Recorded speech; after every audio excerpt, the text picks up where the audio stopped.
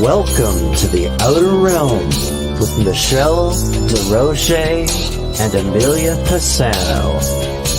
Airing live on the United Public Radio Network, 105.3 FM in New Orleans.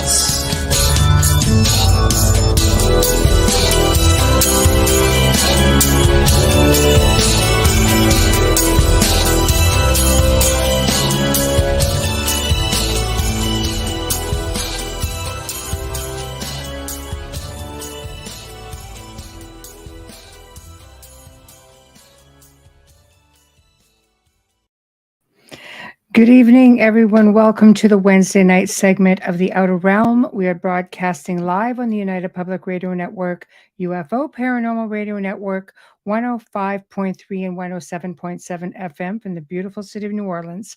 We are fully sponsored by the amazing people over at Folgers Coffee who have been a part of our journey since the very beginning. So huge thank you to Folgers, Amelia, and I could not do it without you. Also big thank you to Justin Snicker, aka Dr. Snick, the Sonic Surgeon, for his contribution of his time, his music, and his voice for the intro that you just heard. He's an award-winning composer of Halloween horror, sci-fi, and dark wave electronic music, which can be found on any of your favorite music platforms. Also, thank you to Steve McGinnis, the artist behind all of our banners and logos here at the show. Check him out on Facebook and Instagram.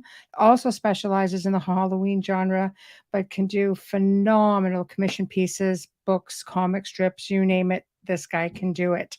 So also, it is that time where we want to bring you guys up to speed. That's right. The Paranormal Symposium, Halifax Paranormal Symposium, which is coming up on October the 7th. So pretty soon, actually, about a week and a half. Amelia and I in the Outer Realm do sponsor this event. It's going to be fantastic. And let me see if I could just bring up some of the guests that are going to be there for you guys. Hold on. Stop the presses. I'm trying. I am kind of solo at the moment. Here we go. Great guests. So we have Kim Moser. For those who are all just listening, since we are a family, I tend to forget that sometimes. Kim Moser, Lauren Coleman, Richard Gallagher, Daryl Wash, Chris Stiles.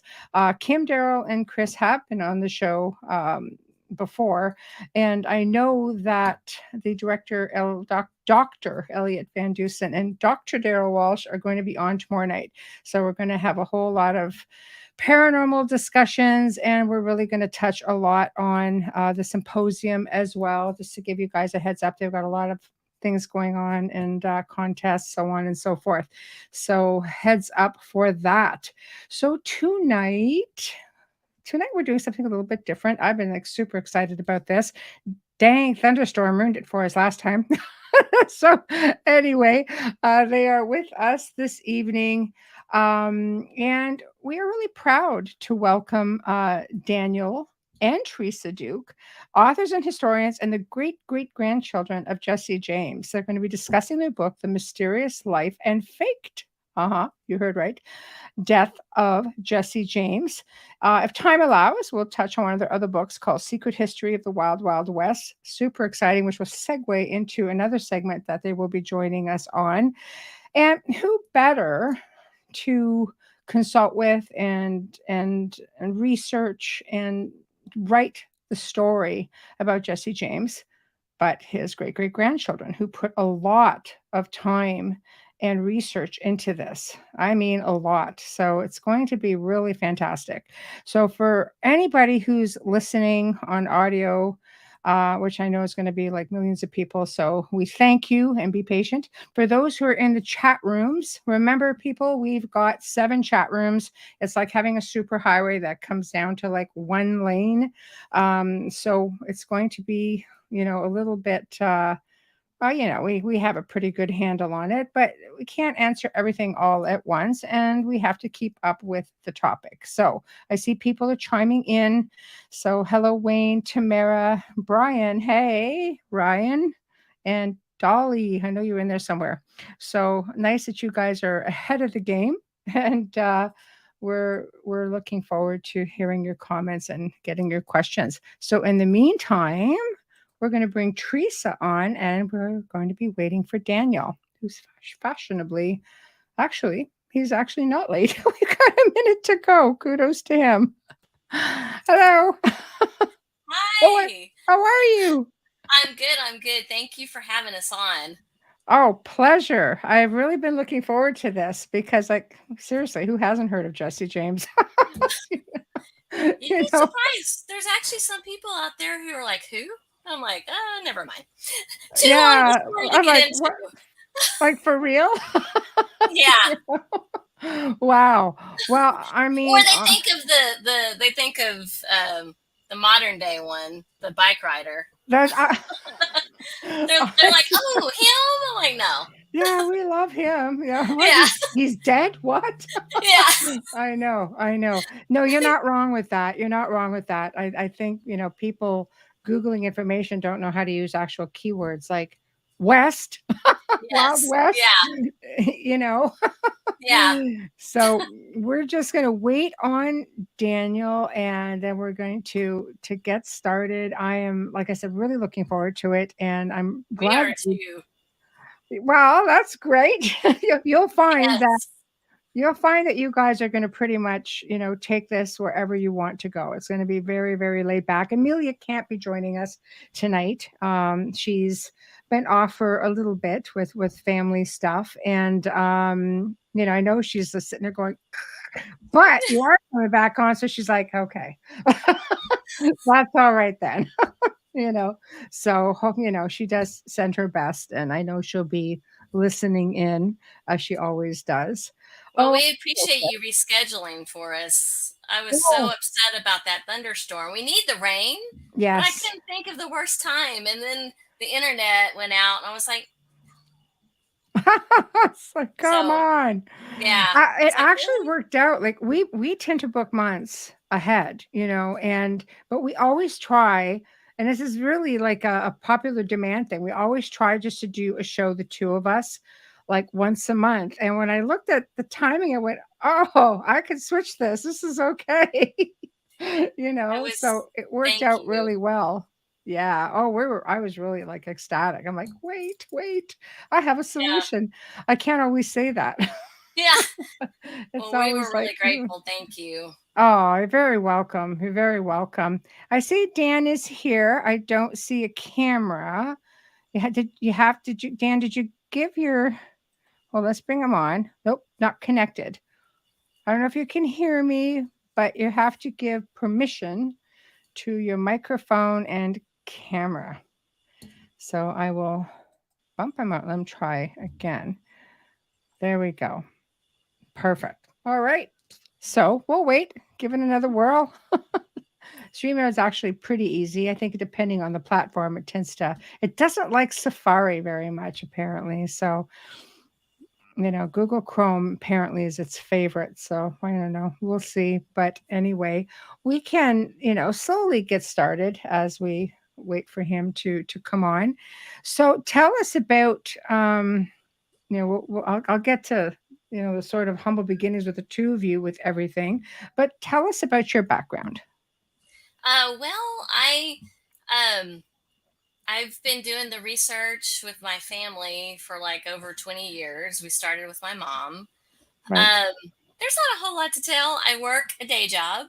Right. I do tech support, and I do have a handwriting analysis certificate where I can help authenticate signatures.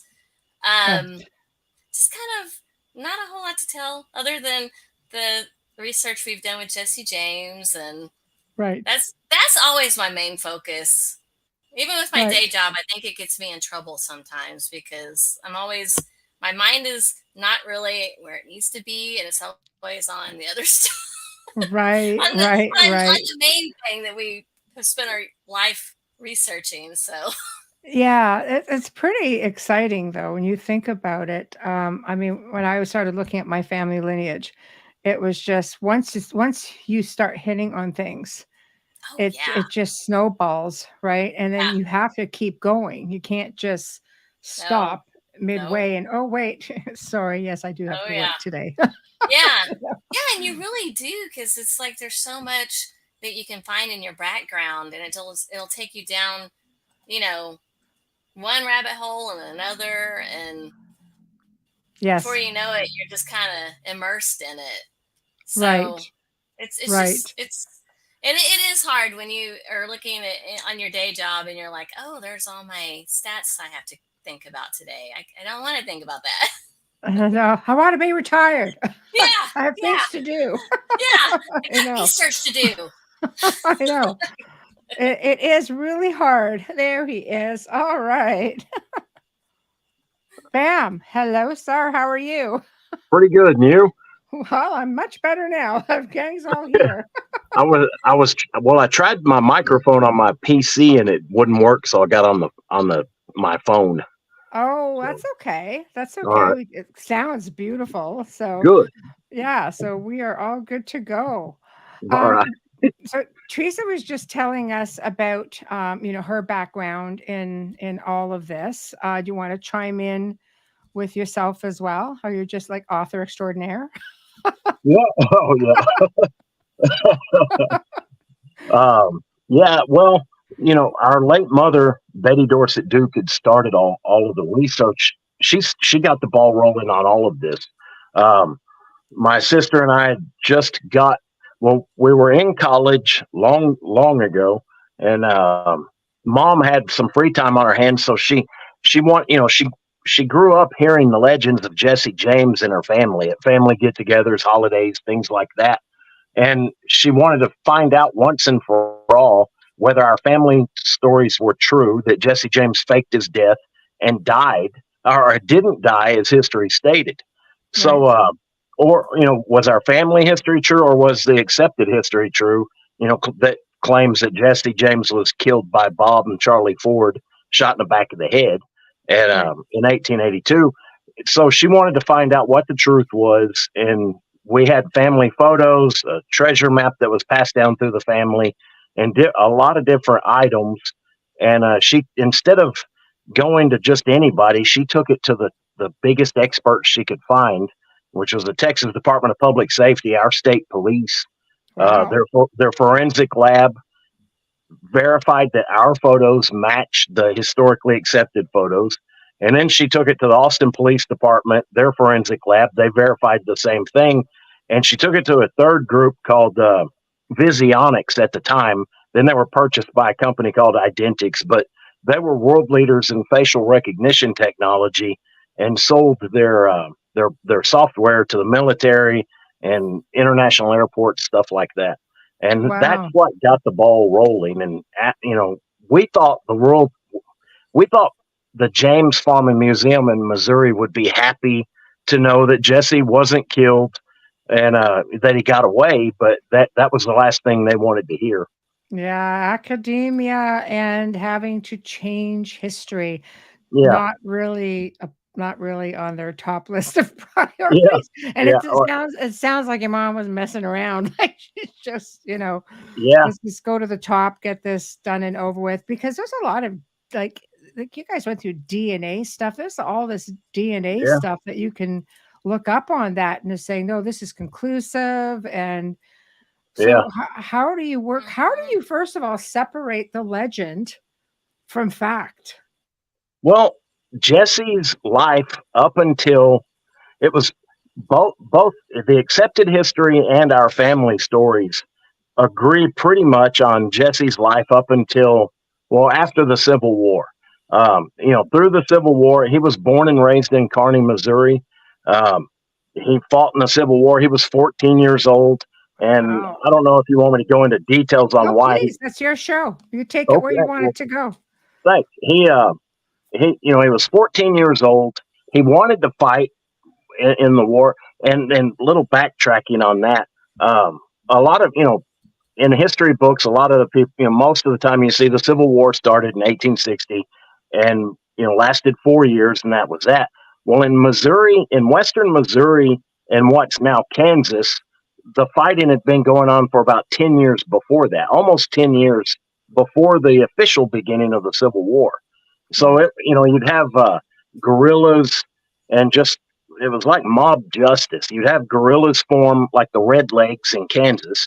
They would raid homes in Missouri, and at first they were saying they were doing it to free slaves, but they were killing people, stealing everything they could get. One of the preachers on the Kansas side would kill preachers in Missouri and take their whatever he wanted for his church, stuff like that. Wow. It got real bad. So Jesse's farming. He's 14 years old, um, and they live in western Missouri. Well, and a group of Union-backed guerrillas, the Red Lakes from Kansas, rode onto his farm. They strapped him to a plow and beat him real bad, and whipped him with their sabers, is what the flat end of their sabers. And then they tied his mom to a tree and whipped her. And some accounts say she was pregnant at the time. And then they hung his stepfather, Dr. Reuben Samuel. They didn't kill him, but he had permanent brain damage after that. And so, I could understand why Jesse would want revenge, especially when you're a 14-year-old kid. Oh God, yeah. All that anger and testosterone. Yeah. It wasn't so much politics. It was it was basically defending your property, your life, and your family. Right. And a perfect example of that, like Jesse, he fought for the Confederacy. Cole Younger and the Younger brothers also fought for the Confederacy, but the Younger family were Union backers. They supported the Union until Union-backed guerrillas murdered and robbed their father on his way from town. So that's why Cole Younger and his brothers joined in with the James Gang. Well, with the guerrillas, and then after the Civil War, the James Gang. It got real. It was, people like, and I like it. It's easier. You don't have to think as much sometimes, but you want everything cut and dry, black and white. And there's a lot of gray areas though, and much of history is just full of gray areas. I don't take it. I don't try to condemn anybody for anything they did in the past. There was most people, Hitler, I condemn, but I could ramble on about that. But anyway, it's a whole other show, man. I can't air us on YouTube though. Yeah, well, there was one quote I liked was it was from Louis L'Amour, and I can't quote it verbatim, but he said people should know not to judge. You don't judge people, or you can't judge people based on the canvas of their time. They can only be judged from people in their time, not in any other time. So I always liked that. So I always try to remember that when I'll read something, because we've had ancestors who were Northerners, ancestors who were Confederates. That was their fight. It's not mine. So I try not to judge them. War is a whole other cup of tea though. The rules it's an entirely different world. Exactly. Oh, yeah. Whole new ball game. Yeah. They play by their own rules. Completely different. And you can't judge because, you're not in their shoes. It's about survival. Right. It's about, in some cases, revenge. Yes. It's about, like you said, Dan, just protecting what's yours because, it's a free for all in times like that. And people do kill mercilessly for no reason. In a way, when I look at a lot of them were farmers, and they were farmers, and then they just turned into guerrillas fighting to protect their territory, and they were just kind of thrust into it. Right. Well, and it reminds me of the way Jesse fought. I mean, he was one of the younger of the guerrillas. He was only 14 when he started, but he had a couple other friends around the same age. And in our current time, they would have been considered child soldiers. And it shocks me. Unheard of in our time. Yeah. Wow. I mean, the world they do this, in certain parts of the country. The world goes crazy over stuff like that. What was acceptable back then? I mean, they wouldn't take too kindly to that nowadays, Exactly. So he basically went in and at 14 years old, went in to protect the family honor and the family property and do his part. Yeah, and his brother Frank.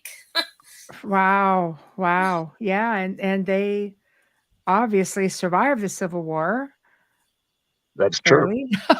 Oh yeah, Yeah. Obviously. and they Yeah. both did. Yeah. Jesse Wow. got shot. I think he was shot twice in the right lung, two different times during the Civil War. And One time he was actually trying to surrender. yeah, the first time he was trying to surrender at the end of the war, and he rode up, riding up to a Union picket, and they opened fire on him and shot him through the lung. They wanted to finish him off, and he escaped, and somehow he survived. But he literally he had to take care of his lung, dress it, or the wound Yeah. for several years before it finally started to get better. Yeah. Wow. So he did try to do the right thing, and surrender, but when he tried to do it, they tried to stop it, and so Yep. they were kind of forced into that lifestyle. Yes. I guess if that's what you know. I mean, if you have to get clipped somewhere, the lung is the one, organ in the body that can, no, or the liver. Is it Oh the yeah, liver? The liver, one of them can regenerate and heal itself. So I think I it's believe the that's the obviously liver. river. the liver. Yeah, I think Okay. it is the liver. Right. So the war is over and they go on. They've got a gang and they are doing this whole alleged Robin Hood thing, Yeah. which is Uh, what I love about this story. they they that without getting into another topic, well, they were branded outlaws. All the guerrillas who rode with Quantrell's guerrillas, that was a member of, or that's who Jesse rode with. It was Right. a large guerrilla outfit, and anybody who rode with Quantrell's guerrillas was denied amnesty at the end of the war. Right. And they were no worse than the Redlegs that they'd been fighting, for so long. But the Redlegs were on the winning side, so they were heroes, and the Quantrell's guerrillas were considered outlaws. And Right. they if they tried to turn themselves in like Jesse tried, you were killed on sight or given a quick trial and hung. So Wow. they kind it, and there's no document proving it other than hearsay and from family and different books. Other authors had said this. Hmm. Basically, he was he was an outlaw. They were branded outlaws, so they lived up to that name. Right. And Right. they most of the tactics. Well, the tactics they were used to fighting a war. It was guerrilla tactics, and it worked great for robbing banks and trains and stagecoaches too. So Right. Right. So basically, big shoes to fill. Big yeah, legend. I and mean, as for the Robin Hood side of it, John Newman Edward was a well-known journalist back in the day, and he had a soft spot for the James Gang, the James Younger Gang, and he wrote wonderful tales. He was basically their PR man the Yeah. wow. entire time for years. Um, anything that was blamed on them, he would write a big article in support of the James Gang. And he was Right. basically their cheerleader in the newspaper world. So Right. Right. That's which is fantastic. You got a whole fan club back there. This yeah, is great. I'm sure there were a lot of people who were just rooting them on, yeah. especially on the heels of a war. Oh Well, yeah. You want a half hero. the You want a country, hero. and Yeah. that's interesting. You said that. Um, Jesse and Frank. Well, half the country at the time thought of them as heroes. The other half thought Yeah. of them as brutal murderers. Mm. But after everything was said and done, like years later, Frank was brought to trial and he was acquitted of any crimes he was ever committed or accused of. He was Wow. acquitted, Yeah. but the funny thing was he became a shoe salesman and did different just odd jobs around the country. But some of his best friends were former Yankee judges. They were judges who fought for the North. And I Wow. thought that was it. A lot of people don't realize that. They think, oh, it's the South versus the North. Hmm. And, that war never ended for any of them. It actually did end. And a lot Yeah. of their good friends were Northern judges and politicians. Wow. Really? Yeah. Wow. That's fantastic. And So Frank gets to get into a normal life pretty much for the Yes. most part. I mean, if Frank James can actually, if you can Have actually a call normal it life. as normal Yeah. as possible for who he is, and Jesse just keeps living the outlaw life. Oh, Yeah, well, and he wanted out. yeah. I didn't mean to interrupt you. Sorry, That's Teresa. okay. No, that's Uh, okay. Jesse had wanted Yeah. out, and he had tried to. A lot of people don't realize he tried to fake his death in 1879, Oh, um, and it didn't work. One of his fellow gang members, George Shepard, claimed to have shot Jesse in the back of the head while they were all riding through Indian territory, which is modern day Oklahoma. Right. And George said he shot Jesse in the back of the head and got to town as quick as he could, and got shot in the leg. He got a little scrape in his leg, and claimed that was one of the other gang members who tried to kill him because he killed Jesse. Well, a posse went out looking for the body. They never had a body. They never found anything. And then a few weeks later, Jesse was spotted in another town, and it hit the newspapers, and that chance was shot. Right. He couldn't say so. They kind of set a precedence there. He was wanting out. He didn't want to keep up that life. He already had a family here in Texas before that, and then in 1882, his brother, or his first cousin Wood Height, was in a gunfight with Bob and Charlie Ford. Wood was sleeping with Bob and Charlie Ford's sister Martha, and Martha had a farm. Martha was also sleeping with her farmhand Jim Gibson. So it was a Jesus. little weird love triangle. A Yeah. fight broke out, and Woodhite, Jesse's cousin, shot the farmhand and killed him. And Bob and Charlie shot Wood, and that was the end of Woodhite. So they passed that body off. That's the body that was passed off as Jesse in 1882, when the world believed Jesse was shot in the back of the head. Right. So there's the body they were looking for. Yeah, and the funny thing is, people would deny it. Some of our opposition would deny that was the case. Of course, they have no proof, and there's photos. We have a photo of Woodhite alive and a photo of him in the casket. It looks just like the same guy, and we've got a lot of proof that with tons of proof that Jesse wasn't killed, as history said. But the one thing about Wood is Woodhite came from a wealthy family in Kentucky, and they loved their son.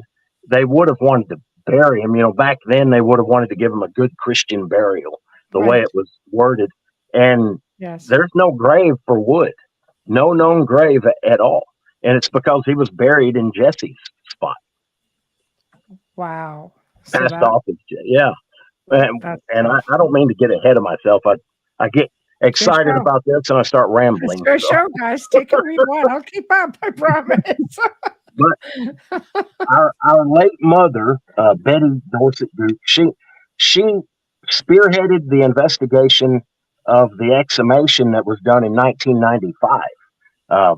Professor James Stars from Georgetown University got together with the James Farm and Museum in Missouri, and they decided to exhume the grave and prove once and for all with DNA that Jesse died as history said.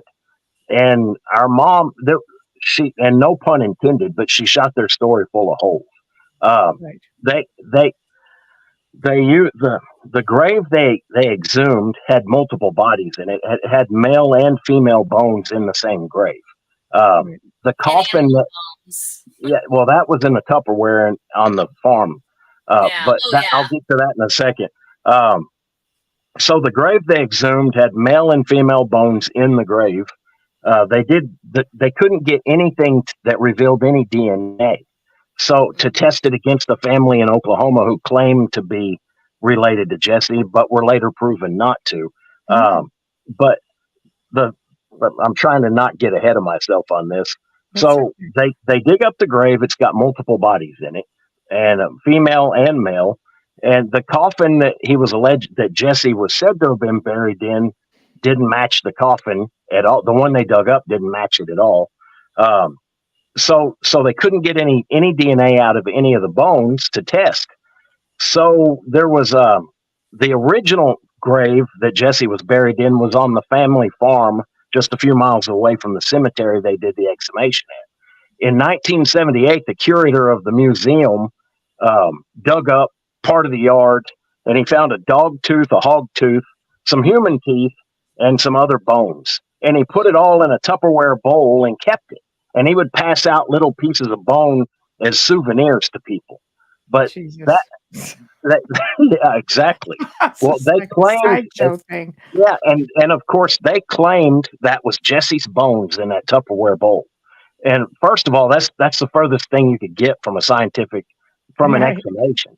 But Right.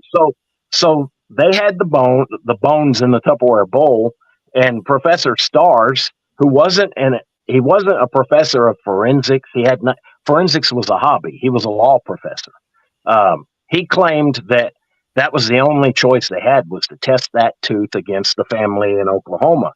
And they tested the tooth and claimed that it matched. And he proclaimed to the world that was the tooth that told the tale. Found out later that all the background of that tooth, there's no chain of custody. It could have been anybody's tooth. It could have been somebody from the James family. It could have been anybody. Doesn't prove it was Jesse's.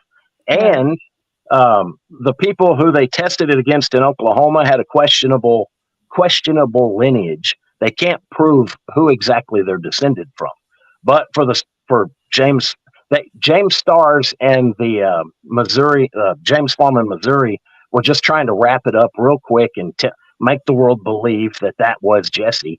And it ended up they have no proof at all. They ended up actually shooting themselves in the foot. And making themselves look worse. The attorney, the former Clay County commissioner, who was in charge of holding the teeth and a sample of hair that was said to have been Jesse's, by court order, he was ordered to turn that the tooth and the hair over. The hair he submitted, he told my mother and me to our faces. He pulled that hair out of his friend's head and submitted that. And the funny thing is, they built one documentary they did around that entire hair, and it had nothing to do with Jesse. It was pulled out of out of the head of a man named John Hartman, who was the Clay County Parks director at the time. And all he would say about the tooth, he said, "I guarantee you, the tooth had the same origins," and that's all he would say about it. Right. So hog? yeah. Well, when we came out with our late mother came out with all this, people Danny, connected to the James Farm. Go ahead. Also, tell them, Danny had a discovery during that time when they were doing the exhumation as well. When they came out with the results, they said they compared the supposed hair with the relatives of Jesse James, but Danny found some evidence showing that there was a question within their line of ancestry. Yeah, I mentioned that a minute ago, where they have no proof as to where they came from, who they're descended from. There was a lot of questions. Yeah, there was a lot. It was wild, but they I can't remember where I started off, where I was leaving off at. Something about the DNA, the tooth. Other thing, Professor Stars, being a law professor at Georgetown University, claimed that Missouri State had a law, because people asked, well, why don't you just exhume Jesse's mother and test the people in Oklahoma against her DNA?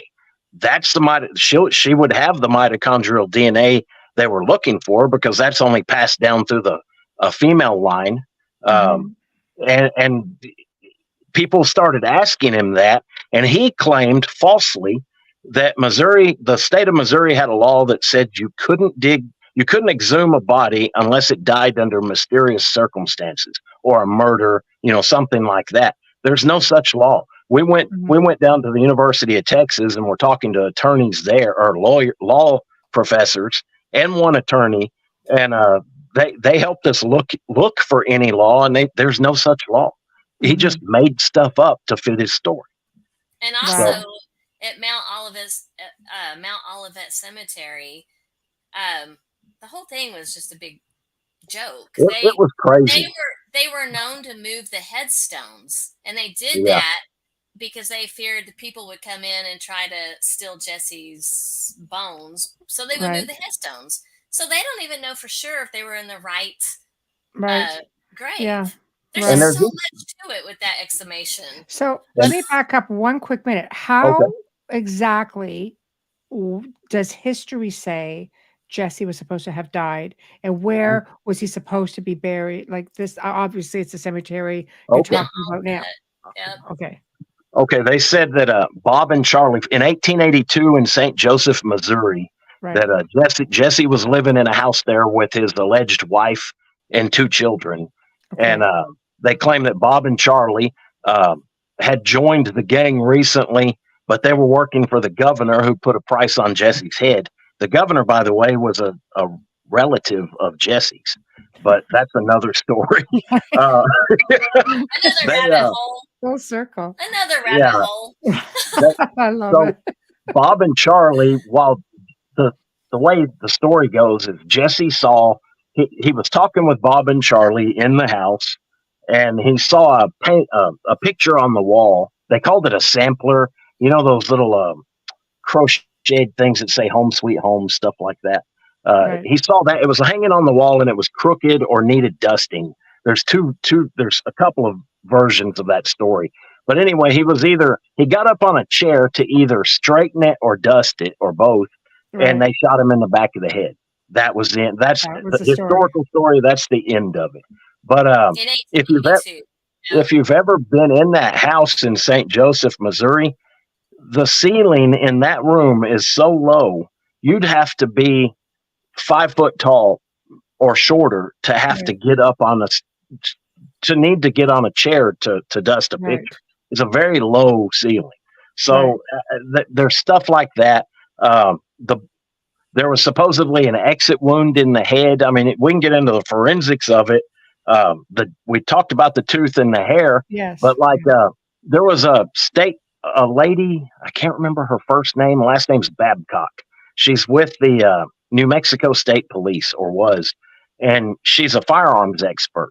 They asked her to reenact the alleged killing of Jesse James, and the gun was a 44 revolver, and it was basically point blank range with a 44 revolver shot in the back of the head. Jesse would have had no face left. I was going to say there would not be much left at all. Exactly. It would have blown his face off.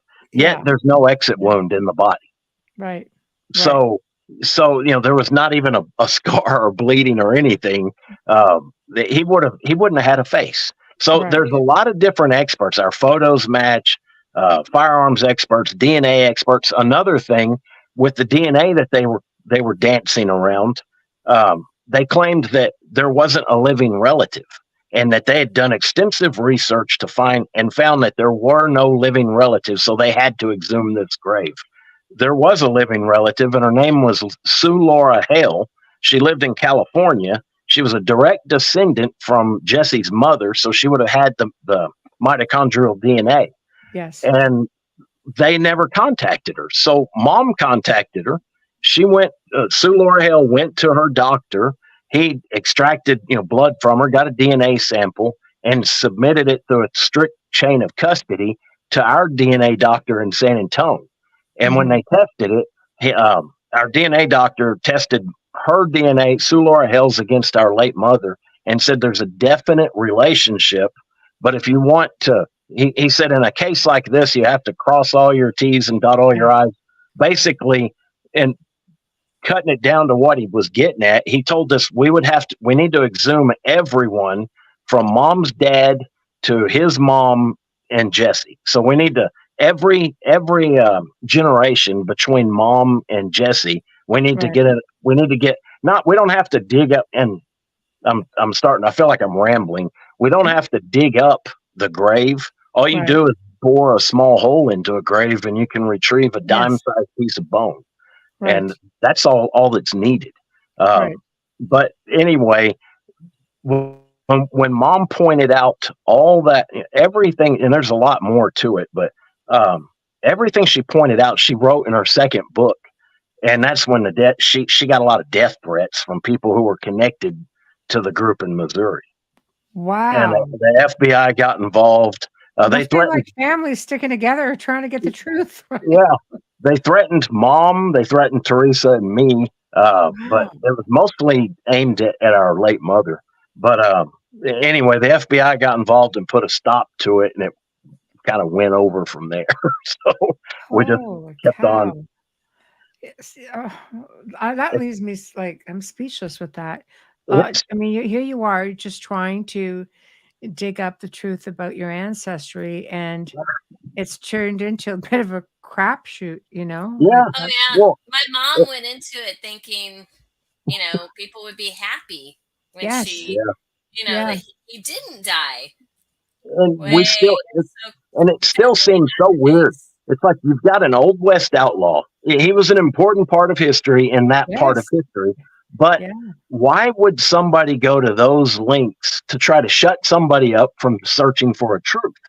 And we know they made at the Mm. time they were bringing in about 7 million a year at the museum in Missouri.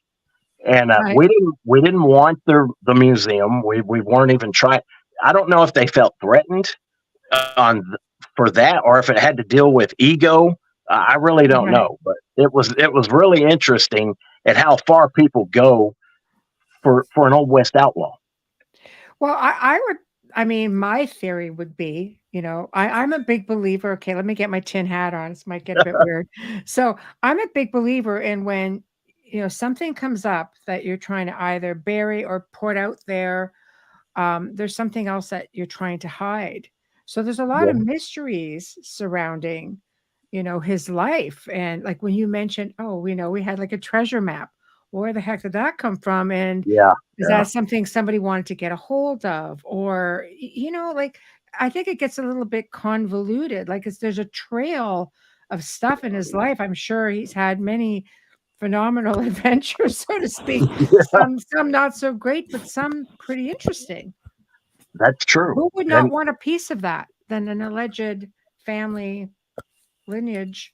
that I mean, makes you sense. guys can prove it, but this other family could not. So could that be part of it? Well, that makes perfect sense. Oh, and also before I forget, the after the alleged killing, they had a coroner's inquest in St. Joseph in 1882. So the next day, they had this coroner's inquest, and they pulled the lady who was said to have been his wife. Her name was Z Mims. So they pull Z Mims into up on the stand. She gives her testimony, but they asked her, "How old was your husband?" She's allegedly been married to Jesse for years and had 2 children with him. Yet she didn't know how old he was, or if he was missing a finger or not. She didn't know. She didn't know anything about the guy who's supposed to be her husband. Yet she claimed that some jewelry was stolen from her house during all the commotion, and she could detail every last piece of jewelry she had. And I thought that was, there was a lot of odd things. And then they moved the body to the James Farmer Museum a few miles down the road at Kearney, Missouri, where the James Farm was. Um, they moved the body there to bury it, and Zer- Jesse's aunt asked Zerelda, who was Jesse's mother. Um, she said, "That's not the Jesse I knew. Who is this?"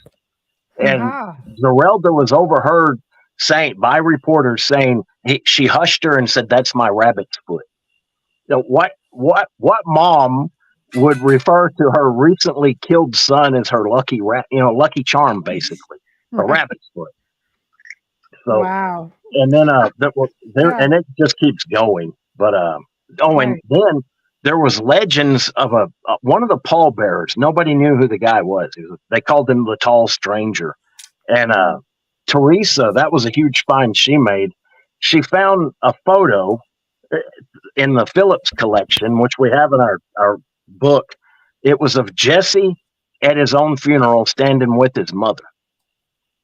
Our great grandfather, Jesse James, standing next to his mother at his own funeral. And at first, for anybody who doesn't know anything about that, it seems crazy that you would, if you're an outlaw and you're wanted and you faked your death, why would you even be at your own funeral? That Right. doesn't, it just seems crazy. But the thing is, nobody knew what he looked like. The only Right. people who knew what he looked like were his gang members and his family. And Right.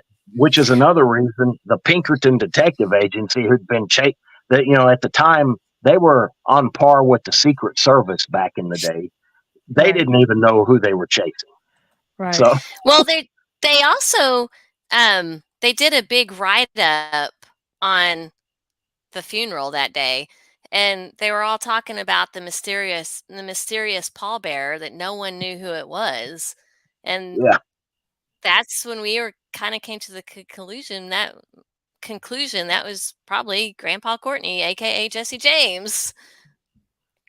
Yeah, Wow. and then when Teresa found the photograph, it matches our great great grandfather, whose photos have been verified by experts as being the same Jesse James. So it was just awesome that we actually have a photo of him attending his own funeral. You have to love that, though. It's Oh, pretty yeah. brazen. It's pretty brazen. Yes. Very. Very sure of himself. Yeah. Oh, yeah. So, I mean, yeah, that's just so. He was known as being very bold. So, Right. Right. they Right. said he had no fear, and that kind of proved it. Right. Oh my gosh. So you guys are going through all of this oral history. I mean, kudos to your mother, really, Yeah. for Yeah. Oh, keeping yeah. that completely alive. And you're growing up with this, because at first I thought, God, how would I feel if I found out my great great grandfather's Jesse James? Like, freaking on. So,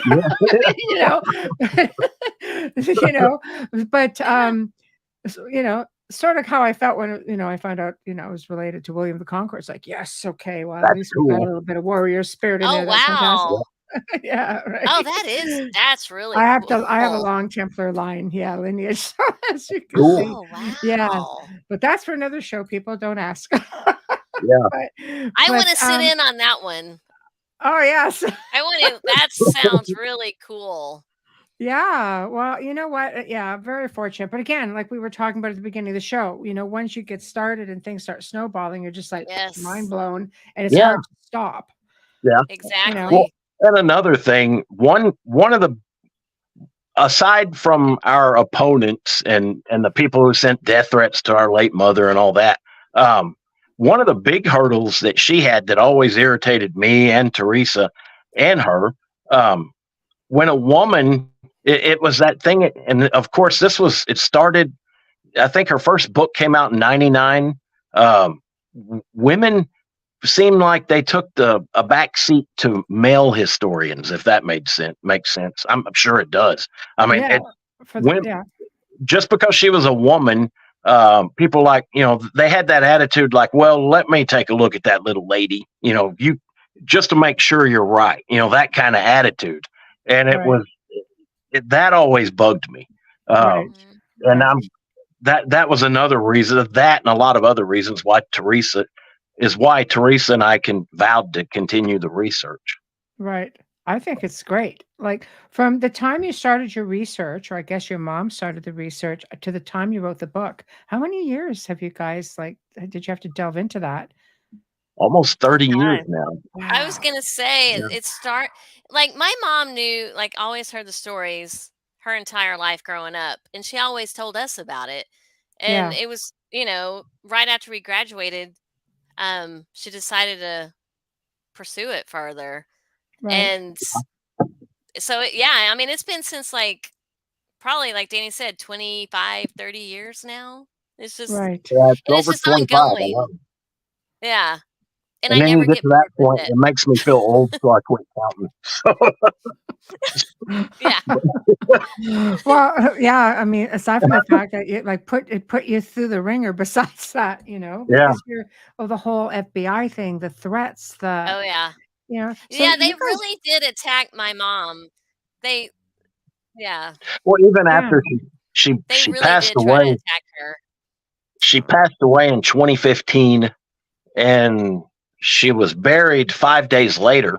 Before she was even buried, some of the same people who were connected to the death threats were posting things on websites all over the internet, making fun of, like, drawing pictures on Still her attacking her. obituary pictures, things like that.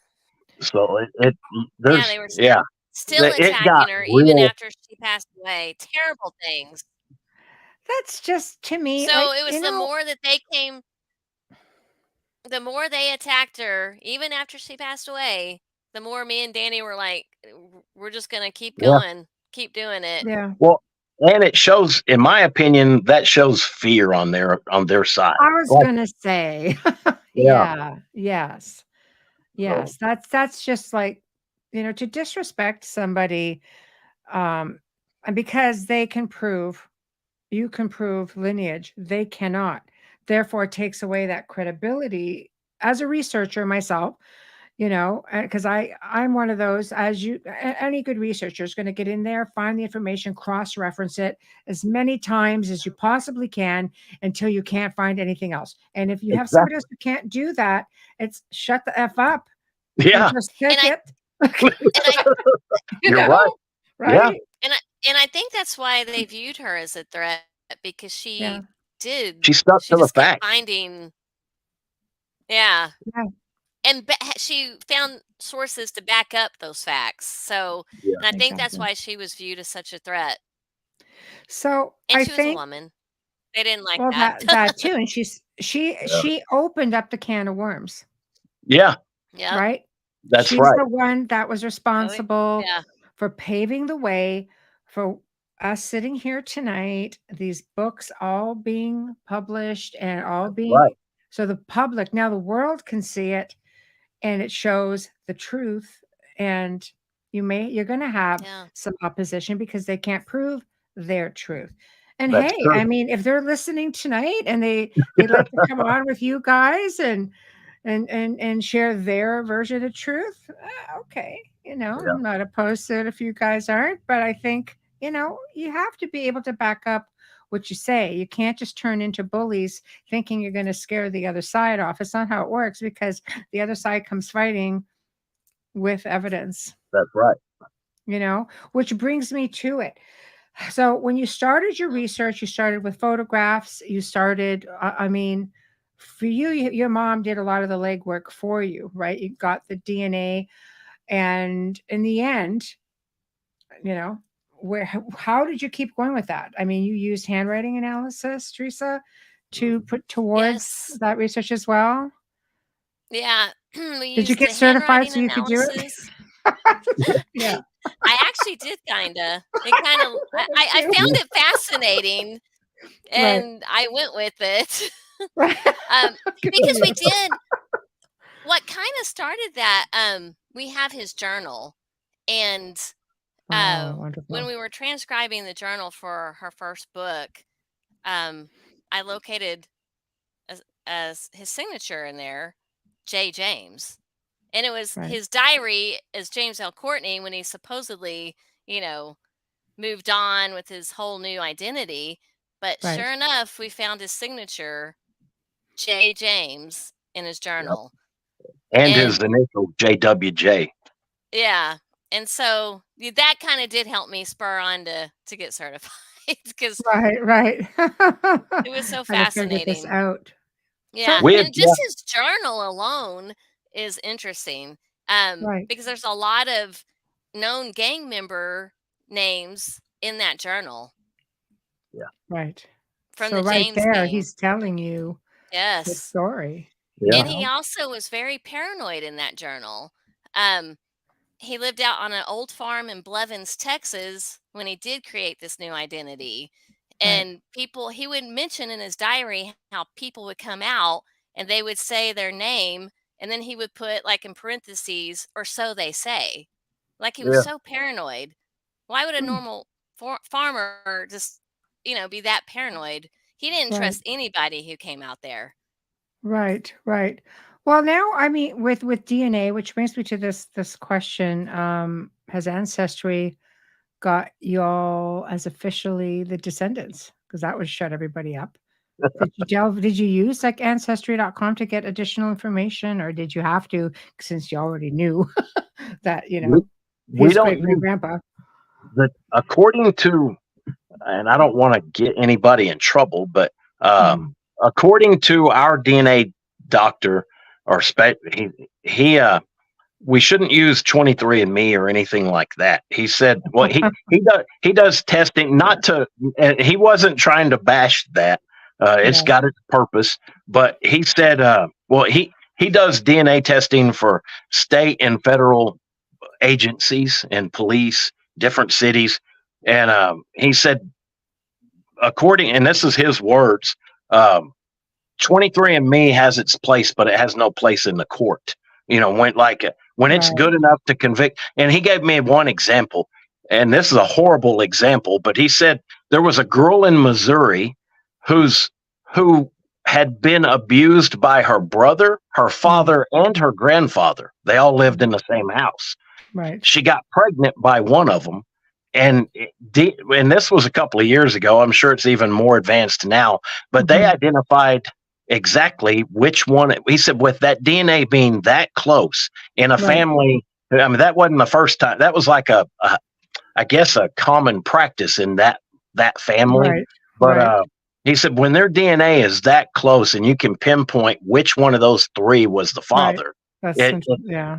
He said that was just one example he used, but they're not as thorough. Like, they don't do the extent of testing that exactly. It's like generic. Even when I got mine done, I never dealt with any of those. I went to an actual like national lab and got everything done. We did too, and that's what we did.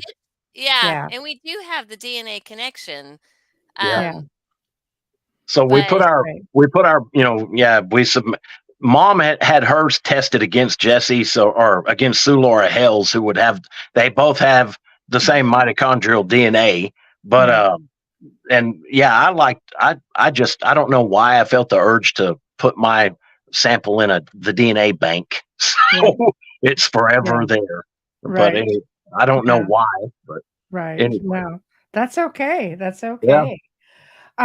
So as you start uncovering mysteries regarding Jesse James, and I'm sure Frank and the gang, what were the most interesting? Oh, we've got one photo. Frank James, for example, he married a lady named Annie Ralston, and she was from a real back the way they worded it in the day was a well-bred family, a well-to-do family. Right. And they didn't like that she fell in love with an outlaw, but I guess most parents wouldn't like that. But so Frank and Annie eloped. They ran off and got married, and it was always a question as to, nobody really knew where they got married. And we had found a photograph. Finally, our late mother found it. There's a photograph, and we have it. Jesse, it was Frank and Annie at their wedding at Jesse's house in Blevins, Texas. Jesse's in it. Frank and Annie are in it. Belle Starr is in it, and Jesse's parents are there. And also people from the Blevins area who have been identified by their descendants, some of whom still live in Blevins. So that was you couldn't get a better photo than that for us anyway. Other people hated knowing about that. Right. But it's the truth. It just shows, and the fact that Belle Starr was there. I always thought she was a very cool character, and there's a lot more to her than, like, history thinks they call her the Bandit Queen, but nobody really knows what she did. She was like a facilitator in the underground. If you stole a herd of cattle and needed to find a buyer, she'd find the buyer.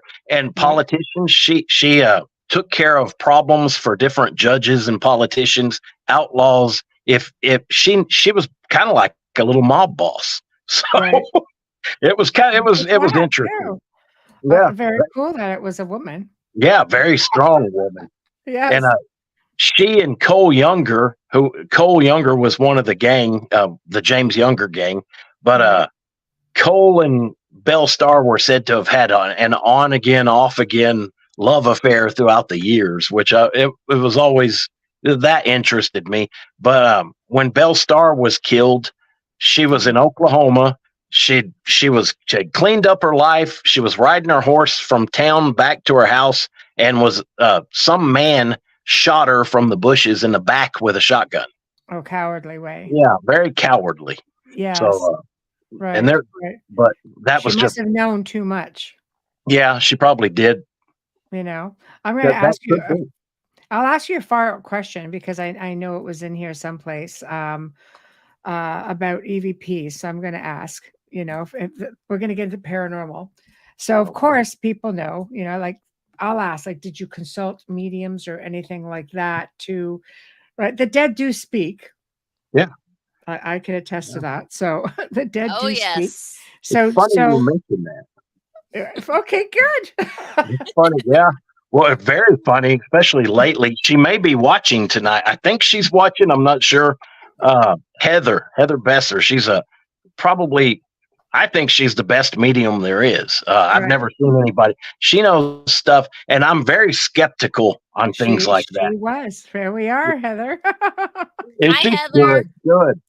Hi, Heather. Heather is awesome. And She is. we've spoken to Heather. I've always been real skeptical of this kind of stuff, and just kind of took it with a grain of salt. If you know, Sure. kind of like a horoscope. You know how a horoscope can they're so vague, it's gonna fit. But Right. when it came to Heather, she got detailed, like pets' names, pets we've had who we never put online. We don't talk about them, and I've Right. seen her do Yeah. it to other people. She's awesome. It Right. blew my mind. It's amazing. So you It's thought some of she mentions a lot of details that aren't widely out there. That's where right. Yeah, and I Right. it's just guarantee because it's anybody mind-boggling. anybody could research us and find stuff about us online and put Sure. things together. But she said stuff that I know for a fact haven't ever been put online. Yeah. Right. If you ever, yeah, and if you have It's just mediums like, on your show, she'd be a good one to have on your show. Right. Right. I Yeah. guarantee she would blow. Absolutely. Absolutely. We're always open I to wish she could pop different on things. now. Yeah. Well. Yeah. Well, Heather, I hint, mean, hint. if you're there, Heather, let me know, and I can. Yeah, I don't. You'd have to throw. You guys would have to send her a link since you have the contact info Oh yeah, to bring her into the show. So basically, you figured, okay, you know, she seems straight up. She's got this information that nobody else has, and she gave you some validations. I take it. Yes. Very nice. Especially on the theory about who we believe was buried, what height. Right. Right. yeah. And here's another interesting thing. Talking about Heather, her spirit guide is at a place, and that was with Butch Cassidy and the Sundance Kid. Right. Yeah. At a place, Laura Bullion, Butch and Sundance. That's her spirit guide. She said, well, I won't tell you her whole story. I'll let her tell you. Yeah. Right. Right. So, but it's amazing to me. Right. And she has really a lot of things, we have a lot of factual stuff we can back up, but then there are things like just speculation that we have, Right. Speculated on, but she's confirmed that for us. And that's just a real good feeling to have that confirmation on the things that we can't back up with Sometimes evidence. it's what kickstarts things. You know, for me, it was my deceased grandfather would come through with all this stuff, and he'd leave things on my PVR. I'd be like, okay, who put this on the PVR? It's nothing I would even watch. I know it wasn't me, and everybody in the house like, I Wow. don't know what it is. So then, Grandpa comes through on a reading, like a month down the road. He goes, well, now she gets it. Well, thank you for that. But when I watched it, I'm like, oh. And then he's like, okay. And then they get the ball rolling. And he spearheaded all of that from the grave. And I went on and did all of the physical, scientific and DNA and all that stuff. It's funny you mentioned that because we've never really discussed this, but when my mom did kind of really get really into it, there was this feeling that was so thick in the air that I could Like an even feel it. electrical charge. It was like an electrical charged atmosphere, and it was Right. to the point like where she was like, that's kind of what really did spearhead it, because and we didn't ever mention that, but it No, was but she was she part of heard it. She still wanted to yeah, be part of it, it right? was Yeah. And push almost you like this. guys. And Yeah, it was something in the air that just seemed like it was pushing her to do this, and Well, yes, and like so yeah, what you had mentioned earlier, you know, we can get the DNA. We've got all the census records, birth certificates, death certificates, all of these records, his diary, photographs, all of that. And it tells a great story, but there's a lot of details that facts and, paper records, DNA, that it can't tell you the story. And there's always going to be, there's always going to be some mysteries surrounding anybody throughout history, and that's where the medium it seems to it fills in not just normal gaps, but some of them are mind-blowing. It's like, oh my god, it I've never opens even up other doors. Like I have Oh, equipment that talks, like very expensive equipment that talks. I had designed. So I mean, and a spirit voice will come through, and it's that person. Yeah. And it's almost eerie at first. You're kind of like, oh, and when you're hearing it from them, and you're hearing the voice, and it's familiar, it's sort of like comforting in a way. So you take the information and for what it is, and it's almost like for me, my grandfather's like, I'm sitting there having a conversation with my grandfather, and when he's done, he goes, "Okay, well, call again soon." All right, whatever, grandpa. And then I you get all of the same stuff validated by different people, gifted people, so that because I mean, I just to prove a point, I would read with 3-4 different people whom I felt were really amazing, and they all validated one another. So it's like, okay, oh wow, see, that's that's really it helps. It did would for be me because you really have to remember, I amazing. got that Yes, spearheaded by a dead especially guy. from 3 Your different mom at least was alive. yeah. You Oh know, yeah. I totally am like, okay, so my dead grandfather's telling me all this stuff. I really need to get into something that's going to validate some of this for me, because I have a really logical brain, and it's really, really tough because when you research, you want to see what's black and white. You want to touch it. Yeah. You want to be able to, you want it to pop you into like another place and say, okay, Well, Exactly. yeah, and you can't, and that exactly right, and that's where I think the spiritual side of it, combined with the science, the logic, the facts, make it adds to the story. It adds a huge part to the story and fills in the blanks that you wouldn't have otherwise been able to find. Right. No, it's true. It's true. And I just want to make a comment. No, I don't find it eerie at all. I've been hearing dead people my whole life. It's just sometimes when you have, like, when my grandfather's been dead like 30 years, it takes you back a minute. It's just like, It's oh, an wow. emotional. I think Very it's more much that so. emotional connection Very that much it's so. like, Because yeah. because as a medium, like I hear dead people, I see dead people, and I'm completely okay with that. But when it's someone so close to you, it's still like, oh, It's because you realize, like, I really miss that person, and I haven't heard this yeah. person's voice in a really, really long time. So when they're trying to push you on your path, like, I have no doubt your mom is behind here going, maybe you find yourself going into a certain path or a certain direction, but you don't really know why. And it could very well be Jesse himself. It could be your mother. It could be other family members who are all there saying, Yeah. we're right here. Yeah. Just ask. Right. Next thing you know, you find this article. It's like, where'd this come from? They're like, right. Yep. Oh yeah. Well, that's like when Teresa had mentioned earlier about the electrical charge. It's like the air was charged. You could feel it. It was and thick it always, electricity. It would always show up. We're researching, we're doing everything we can do, you're making headway, and then you come to a brick wall, and you don't know what. We never gave up. We would just start looking at everything. And, you know, we never gave up. We would just start looking at everything. We would just start looking at everything. And you don't know what, we never gave up. We would just start looking at everything. We never gave up. We would just start looking at everything. And, you know, we never gave up. We would just start looking at everything. We would just start looking at everything. and just hoping we'd find a piece that unlocked that door. And then around the time where you feel like you could give up, although we weren't going to, that's when that would happen. It's like there's an electrical charge, and one of the three of us, Mom or Teresa or myself, one of us would find a major, just a major find that would push the whole thing forward. Right. And I always wondered, was that help from the other side? Was it just, why that electrical charge? It was, I don't know. I think it was spiritual help. Actually. I also feel like it was just. I have a hard time admitting that, but I do think it. So. Hey, well, I think it was journey, guys. destiny pushing her. I think it was destiny pushing her. It was destined to come out, the truth. Right. Yeah.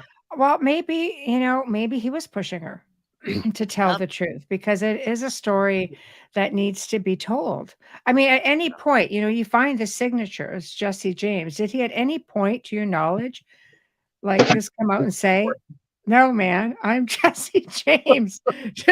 Like, come on. And people are like, yeah, of course you are. No, really, I am. Yeah. Because I was looking his new life so well that people like, sure you are. Yeah.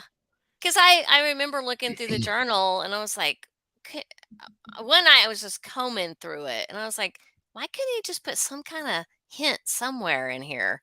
And then later that night, I took a break and I came back, and there it was. And I was like, oh my God. Yeah. They did leave you a pretty big hint, I would say. It doesn't get better than that. Yeah. Right? Yeah. That's true. Yeah. And I mean, it's crazy.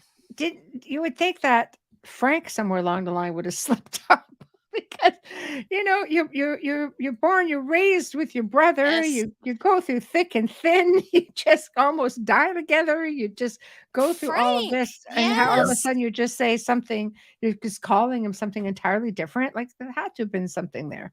And Frank, there's not a whole lot on Frank, and that is another person. I would like to know more about Frank after he went on, to live his life. And it's always been focused more on Jesse. Right. And I want to know more about Frank. So I don't know. Right. No, maybe they'll hear that and they'll bring something to us, I hope. Yeah. Well, hey, you never know. I mean, he took a back seat. You have that term, your brother's keeper, and Jesse was the prodigal son for whatever reason. Right. So Frank was more serious and quiet, and Jesse was more, the bold risk taker. So there's a funny story about that. First of all, Mom always said she felt sorry for Frank because it was Jesse and Frank, not just Jesse. Yet Jesse was the one everybody remembered. And we always wondered, was it because of his name? It wasn't just his name. He has a cool name. Because of his alleged death. Everybody wants a hero. Yeah. And why do people get more famous when they die? This guy was murdered, cold blood. That's right. Yeah. That's just like artists. Most artists, they're starving during their life, painting their art, and then after they're dead, suddenly it's worth millions. So yeah, exactly. It's amazing. People want to know, like here, I'll give you an example here. There's just a basic question. Did he have a favorite food or favorite meal? Like, people want to know who these people were personally. And it's stuff, he did like honey. And he also liked spicy sausage. Like hot, spicy sausage. There you go. That's a nice combination with the honey. Yeah. And another thing he liked. One of the things he liked. Oh, sorry. Sorry. No, one of the things he liked that shocked me was he loved fine china, like teacups and saucers. Oh, really? Yeah, which I never would have dreamed. An old West outlaw who'd been shot up throughout his life and made, tough as nails, loved fine china. So do it with style. Yeah. Right. Do it with style. Spirit medium Daniel says, I have 20 minutes from the real Wild West and Tombstone, home of the Birdcage Theater. Amazing place. Oh yeah. Amazing place. Absolutely. So, yeah, that's this craziness, all of it. But I love the personal aspect of it because it really makes him more real and more human, Yeah. because we all, the legends are legends. Oh Yeah. yeah. We look at them larger than life, and sometimes we forget that no, these people were real. They were Mhm. human beings. They had lives. They had, families and likes and dislikes. Like, are you guys still discovering things about him, or have you pretty much got everything? I don't think we'll ever stop. Well, like we've gone over a little bit on like on how he didn't die, as history said. Yes, Uh, yeah. some of our evidence that we've found over the years, things like that. But then there's a lot more to him. Yeah, Um, well, let's go. We've the, technically have about 40 minutes. okay, well, So the go. treasure the Yeah. treasure map, for example, Yes. that was passed down through the family. My late great aunt Judy, she was something else. She was a character, but she handed them. She had the map, and then she passed it on to my mom. She passed the map on to my mother, and we couldn't figure out what the map was showing. It was just geometric figures, and it had code written. The code was fairly easy to break eventually, and Mhm. it told dollar amounts in gold, greenbacks, and silver. He called cash greenbacks. Yeah. Um, so it was gold, greenbacks, and silver that he buried, but there were no topographic marks or anything. And I Right. thought, oh my God, this is insane. I don't know how anybody could find that. Well, then Right. later on, we, of course, I kept that on the back burner, but just always wondering where do you start for something like that? And then, over the years and during research, we'd hear stories that Jesse and his gang were part of the Knights of the Golden Circle. And the Knights of the Golden Circle were a secret organization, kind of like a Masonic organization, only Mhm. they were pro-Confederate. And during the Civil War, they were basically like the spy branch of the Confederacy. And they would everything they did was meant to slow the movement of Union troops, burning Mhm. bridges, tearing up railroads, stuff like that. And then after the Civil War ended, they were said to have changed their mission from. Of course, the war was over, so they lost that. But they wanted to refund a second Civil War and gain money any way they could. Uh, Enough to refund a second Civil War. And Right. I thought, okay, maybe that sounds like two football teams who are rivals. One Right. loses, they always want a second shot, that kind of Right. thing. Right. So going on with that, I started researching as much as I could about the Knights of the Golden Circle. And I'll say right up front, they lump people in like Albert Pike, Jesse James, and others. And there's Right. no proof that Jesse or Albert Pike were any part of that. There's no proof. I've never, or if there is, I have yet Mhm. to see any proof that they're a part of it. Right. But it's easy to lump people into a group when you don't have written records or any proof. You Exactly. can say anything. But you got I a mean, they map. could say Captain Kangaroo was in it, and That's who's Yeah. gonna prove them wrong? Right. So, That was but true. they had this. There was a treasure template that, according to the Knights of the Golden Circle lore, they allegedly got all the money they could any way they could, and not only once they got it, they would bury it. Like they'd rob a shipment on a train, they'd bury the gold, stuff like Right. that. And they didn't just bury it in any place; they buried it according to a template, a layout that they already had. And Mhm. I there was a guy who came out. He was a hoaxer. He claimed to be Jesse James. Um, Back in 1945, I think is when he came out. His name was J. Frank Dalton. He's been proven to be a hoaxer. He also claimed he was Kit Carson, claimed he was a U.S. senator, all kinds of stuff. Oh But the boy. guy wrote his handler wrote a book about him, and there were things in it that he obviously knew something about the treasures, and he knew something about Jesse and the gang. He wasn't a part of the gang, but he had more knowledge than a person should have. Right. And so we got to look in. I kept researching the template and kept that on the back burner because I didn't have a scale to it. And you can see it in my book, or you can even do a Google search for like Knights of the Golden Circle treasure template, or you can type in KGC treasure template, and you'll probably find it. It's a rhombus with 2 concentric circles and it looks like bird tracks and stars, stuff like that. Well, I had that, but I didn't know the scale. It's hard to find anything if you don't have a scale on a map. So put that on the back burner. Couple years later, Wagner Carr, he was the former attorney general for the state of Texas. He was also involved in the Kennedy assassination, the Warren Commission, stuff like that. He was real interested in Jesse James, so he would call my mom, and they would talk.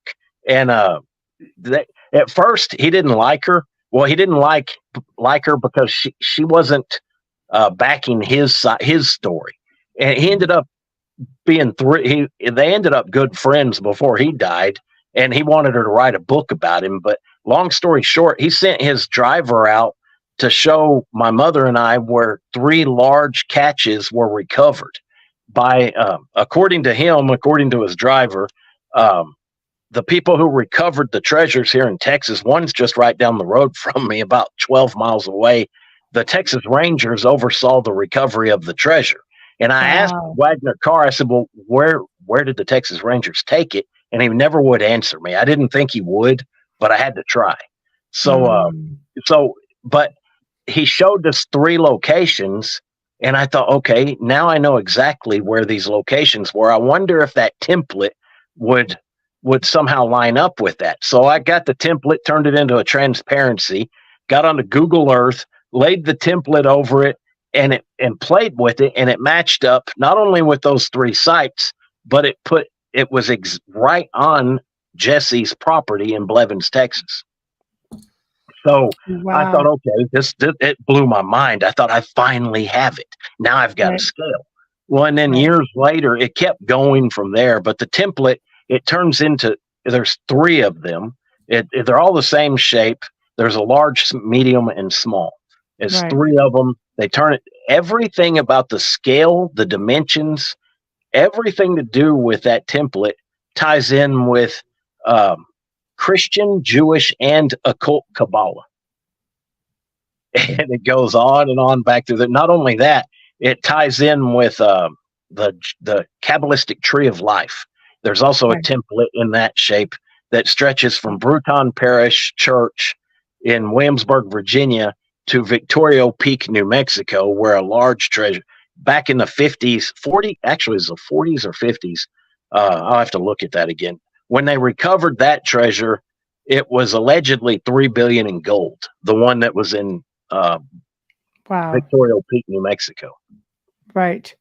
And where did this all come from? Like, these are just heists? That's what well, see, there was an old man named George Romey, World War II vet, 32nd degree Freemason.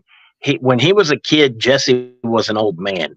Jesse died in 1943 at the age of 97.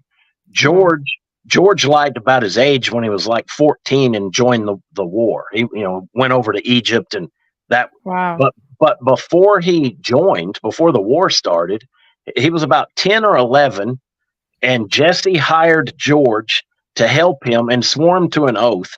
They moved 700 bars of gold and buried it. And George drew the map exactly where they buried it.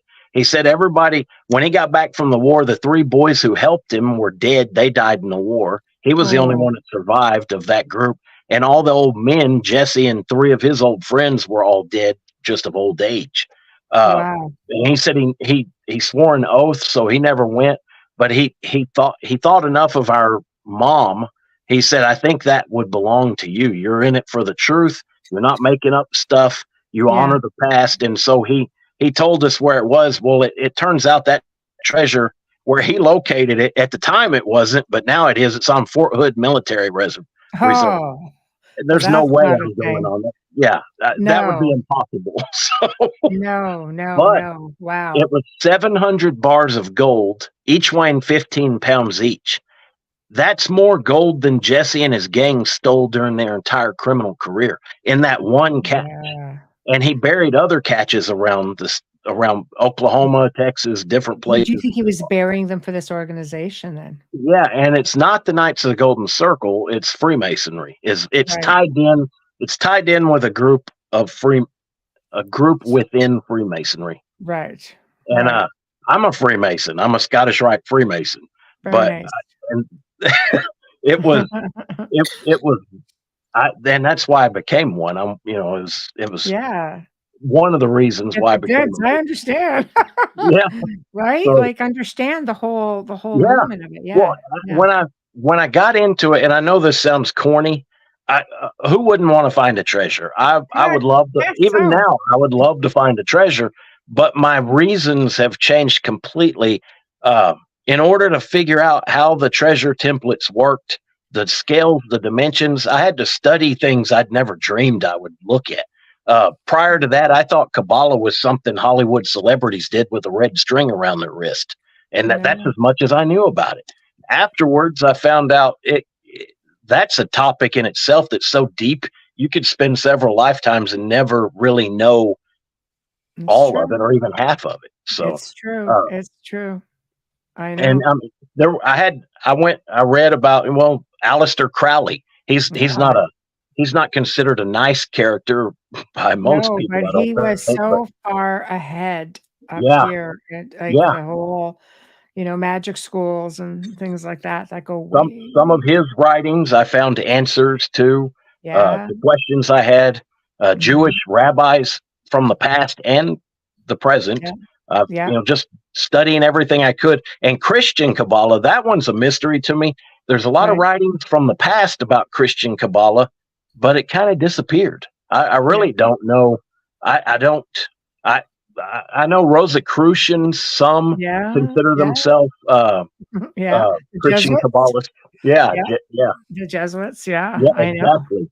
And then there's different groups. There's different groups like the Jesuits, according to some, are considered the bad guys, but then again, others consider the Masons the bad guys. So I always try to keep open-minded and not, but it's been. I know. There's definitely a lot of groups involved in this story. Yeah. A whole lot. Right.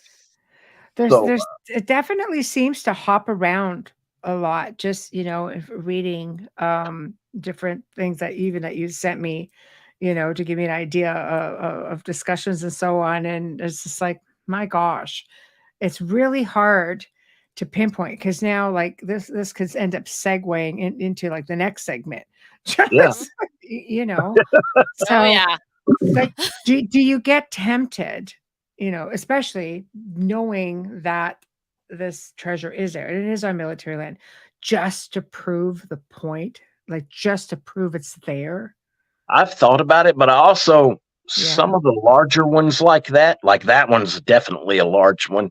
I have a feeling they already got it. I have a feeling that's why the base is where it is, or one of the reasons anyway. Because they would know. There are people that will be high up enough to know exactly. Yeah, and it's part of the whole organization. Right? Exactly. And people in that group are more they've got a long reach. And, they sure and do. Not just that group. You don't want them knowing that you know. Well, I've wrote about it, so now they all know. Well, shit, honestly.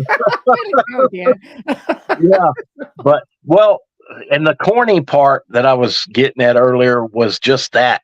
I thought, hell, I'd love to find some gold, and then you start finding out everything that went into it, and it ties back. It's almost like doing your genealogy, only of an organization and people connected to one another. I ended up tracing it, Jesse, there's Albert Pike, goes back through different Freemasons in the U.S. to some of the founding fathers. It goes beyond them to Sir Francis Bacon, who was considered the founding father of modern day Freemasonry, Rosicrucian, the Royal Society, a lot of different groups. So I thought, okay, he's the guy who started it. He wrote a book called The New Atlantis, which seems to be a blueprint for America if you look at it in that light. or what America was supposed to be. But I thought, okay, this is the guy who did it. And for about 3 days, I was satisfied, and I had nagging questions that ended up going down a whole new journey from Francis Bacon to his mentor, John Dee, who was involved with, the Enochian magic, Enochian, Yeah. all that. Yeah. From John Dee through other alchemists and learned people to Jewish rabbis, most famous in their own religion, but then it went back to I traced the rabbis through a line from Spain, Portugal, different parts of Europe, the UK, back to a rabbi known as Rashi, who was the favored court guest of Hugh, the Count of Champagne, one of the founders of the Templar. I know. And I thought, oh my God, I had no doubt on this. So I wrote the book and I submitted it, and I thought, oh my God, now there's no turning back. People are going to think I'm crazy as hell. And I didn't know the publisher had sent a copy of the book to the current Knights Templar Grand Master, Timothy Hogan. Ouch. He wrote a glowing endorsement of my book. And in his endorsement says that I cracked part of the code dealing with the Templar treasures from the temple in Jerusalem, which will be the next segment in November, guys. I look forward to it. I know. I'm sure people are just like, what? So, yeah, that definitely will be interesting. But that's what I'm saying. Where your research has just taken you down a rabbit hole that I'm sure you did not expect, because when people think Jesse James and Frank James, they sure in hell don't think Masons and Templar societies and Templar treasure and people just don't think that. No, especially on this side of the world, like you don't. My mom really didn't know when she was doing this just what she was opening up. She just thought people would be happy that Jesse faked his death and lived to be old. Okay, so with that being said, you think that's why you're getting so much resistance on everything? It could be, and actually, what plays into it? I think you hit the nail on the head. It's interesting. One of the funny things, I remember when I first joined the Masons, I thought, okay, finally, now I can talk to people who know exactly what I'm talking about. Right. Most of the guys in the Blue Lodge don't know anything about that. I mean, they're good guys. I'm not trying to talk bad about them, but they don't know anything. A lot of them don't know much about the Templar and that topic. Right. If that makes sense. When you get higher up, you start learning more, but in a different light completely. Right. So. Right. Yeah. Well, I mean, that's not something that anybody, especially back then, like they really were secret societies. And now they seem to be more open about it. Like I have a collection of what they would call odd fellows, which were well, I actually bought out an Odd Fellows Lodge, and I have other pieces. Oh yeah, because I mean, all these poor guys are like 90 years old, and their furniture is like 500 freaking pounds, and so they're just like, can you just clear it all out? I'm like, yeah, of course I can, because I love thrones and stuff, right? That's pretty cool. Oh, I do. And these things are like one of a kind because they were done by the prisoners of a prison in their city, or town at the time. Yeah, as a rehabilitation program. And the prison's also closed now. So I've got these original pieces of hand-carved masterpieces. Like the Grand Master's throne has to be like, 8 feet tall. Wow. I know. It's just really cool. I'll send you pictures. I'd like to see it. Oh yeah, unbelievable. So I understand, and they tell you things like, okay, well, here's some of the rituals, and they give me these booklets, and I'm just like, holy crap! Oh wow! I know. I'm like, they're real. They're like, oh yeah, go ahead. Wow. Because they're just, I'm sure it's not like the real hardcore stuff. That stuff never sees the light of day. But you never know. I'm getting props, and I'm getting I have like ceremonial swords. Oh, wow. And Grandmaster swords. And I'm just sitting here thinking, they're just loading up the truck. So that's really cool. It is That very is. cool. I was very honored to have it, to be Yeah, entrusted Yep. with I it. think aren't if unless I'm mistaken, like in cemeteries, I love looking at the old sides of cemeteries, Yes. and you'll see their initials. That it's IOOF, International Yes. Order of Oddfellows. Yeah, Yes. yeah, Yes. Yeah. And and then you have that up there and the different symbolisms and and there's so things. many other groups. There's like the Knights of Pythias, and then Oh, there was groups like the Order of International Order of Improved Red Men. Oh, there's a lot of stuff. there's It, all kinds yeah, that all kind of stem back to the Masons. yeah, So I find it super fascinating. I really do. Oh yeah. And according, to, my friend Dolly, who was just in here a little while ago, the Scottish Rites Masons are the only ones who derive right from the Knights Templar. yeah, Yes. Yes. yeah. That's Right? what I've heard. Yes. But Yeah, I Correct. actually read that today. I was doing some more research. there's also the York Rite. It's Yeah. interesting because on the when you after you're a third degree, a master mason, you become a master mason. That's the third degree, and Right. then you can either go Scottish Rite or York Rite. You can do both. I know a lot of guys who are both, but I haven't gone York Rite. I went Scottish Rite, and if you get without getting Mhm. into any details, I'm having to watch Yeah. myself on some Of things, but course. Of course. um, like on the York Rite, the top of that one is Templar. You're a Knight Yeah. Templar, That's right. but it's interesting. It It's just is interesting. yeah, It is interesting. For sure it is. but I love the Scottish Rite, and I can say this. I mean, I can say anything that's in print. If it's Right. in print, I'm allowed to say it. So, Right. and there's a lot in print. You can find just about everything online. Right. But the esoteric side of it, the Scottish Rite is more esoteric, Right. and in Louisiana, they're more esoteric than most of the other states. We're the keepers of knowledge. Yeah, Louisiana's Scottish Rite can perform certain rituals that the other states can't, Right. and I thought that was interesting. That I is very yeah, interesting. It is. There's so much in there, and I find it interesting that you sort of picked up the torch and that you have your great grandfather who somehow was in the middle of all of this. And I also have another friend who they found proof of a settlement in Wisconsin of Knights Templars that came in a really long time ago. wow, that So tied in they with worked their way through. Now this site hasn't even been like totally researched yet, but they have found things there that have Oh. symbols that have only been seen in the Holy City.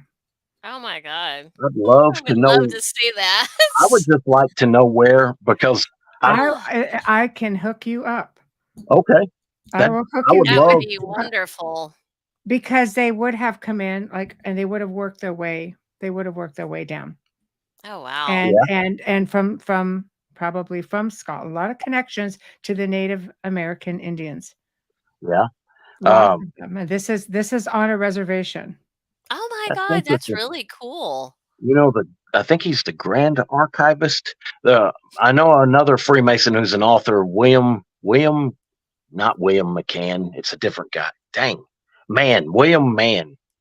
I'll have to get. Anyway, he's an author. He's also a Templar or a York Rite and Scottish Rite, and I think he's the grand archivist for Canada Right. of the Scottish Rite, I believe. Anyway, he's a member of a tribe as well, and he talks about the Templar and the natives. They got along great.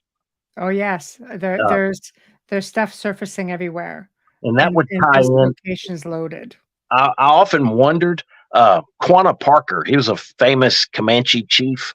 Right. We talked to his grandson. My late mother talked to two of his grandsons, and their wife. They were both married to the same woman. She was married to one, and he died, and then she married his brother. And he Right. was also a chief of the Comanche. They were descendants of Quanah Parker, the last great Comanche chief. Jesse buried some gold on Comanche land in Oklahoma, and it was allegedly 2 million in gold back then. So Wow. that, I don't know how much that'd be worth a lot more today. That would be But worth a lot more. the thing about, without getting into it belongs, Yes, of it course. sounds corny because I sound like those old guys who are like, it belongs in a museum. I But know. but it's the relationship with the Native Americans and the Templar and Right. people like Albert Pike. He had a great relationship with a lot of different tribes, Cherokee and others. Mhm. Uh, Right. Very good. He would represent, I think it was a Cherokee tribe or Choctaw. I think it was Cherokee. Albert Pike represented them in a legal case against the U.S. government, and because of Albert Pike, the government paid the natives a large sum of gold. I love that. That to me I is love really it. cool. So I think a lot of stuff was hidden on native land. I do too. I mean, How far north did Jesse go? he I'll went tell you if you're warm. well. Well, Northfield, Minnesota is I think the northernmost robbery he'd made, or Right. documented robbery. But there are people that say he was up in Wyoming, Canada. Albert Pike was in Canada shortly after the Civil War, just because he didn't want to, people were after him. After Right. Abe Lincoln was assassinated, Albert Pike went on the run, and Right. then he was pardoned later and came back. But Right. and it's not just Jesse. That's another thing. Here's another cool thing in the diary we have, Jesse's diary. He mentions a trip he and the guys went on, and it was him and known gang members. It was basically without saying it was like, tell us you robbed it without saying it. If you look at where he was, lines up with old news articles of robberies that happened. Same time, same area, everything. They went to Shreveport, caught a riverboat. Went down to Natchitoches. Yeah, Natchitoches. Mhm. I think they call it Natchitoches. Yeah. Well, Natchitoches. there's Natchitoches on the Texas side, Natchitoches on the Louisiana side. But anyway, he rode back. He and the gang went north. They stayed the night at a man's house. It was named Gervais Fontenot. And I thought, who's this guy? Anybody he mentions, we would research everything we could on these people. So I'm researching Gervais Fontenot. He was a retired U.S. Marshal.